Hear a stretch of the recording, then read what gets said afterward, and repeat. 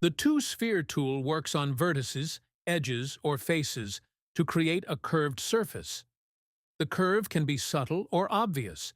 It can even turn a cube into a sphere.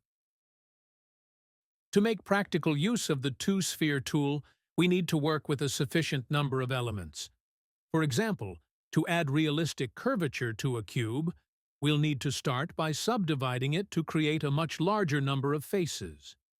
With all the faces of the cube selected, we'll activate the two-sphere tool. Notice that there is no gizmo for this tool. All we need to do is drag the mouse to create and increase the curvature of the cube's surface. Drag far enough, and the cube becomes a sphere. Unlike the UV sphere and ecosphere primitives, all the faces of this sphere are quads, which can be an advantage in some situations. For example, it's much easier to select an edge loop in this geometry. On the other hand, that loop doesn't create a perfectly smooth curve as it would in a UV sphere. In the last op panel, we have only a single parameter of significance. That is the factor field. The value here is limited to the range 0, which has no effect, to 1, which gives the maximum spherical distortion. In the top left corner of the 3D viewport, we'll see the factor value as we perform the drag operation. In the status bar, we have only the 3 core options. Control inverts the current snapping setting only while that key is held down. Shift-Tab inverts the current snapping setting permanently, even after the two-sphere operation is complete.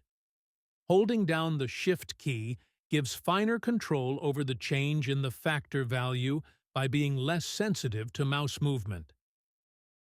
The keyboard shortcut to activate the two-sphere command is Shift-Alt-S.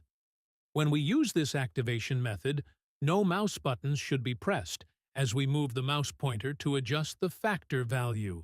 As usual, pressing the left mouse button or the Enter key will complete the operation, while pressing the right mouse button or the Escape key will cancel it. If we select only 2 sides of our cube, we still get the curving effect in all 3 dimensions.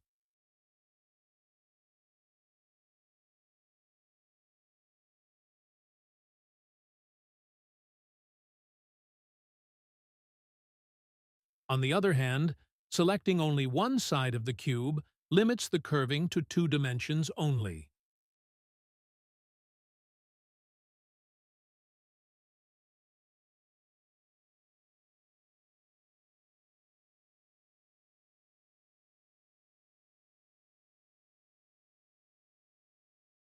The two-sphere operation can also be used to create round holes in a surface. To demonstrate, we'll start by deleting a group of faces on one side of our cube. And then select the perimeter of the gap. Using two-sphere, we can change the shape of the hole from rectangle to circle. If the curvature of the circle is not smooth enough, we can step back and subdivide the perimeter's edge before performing two-sphere. Now the hole is almost completely round. From here, we might extrude a cylinder from the hole or create an identical hole on the opposite side of the cube and bridge between the two. Bridging was covered in Video 41.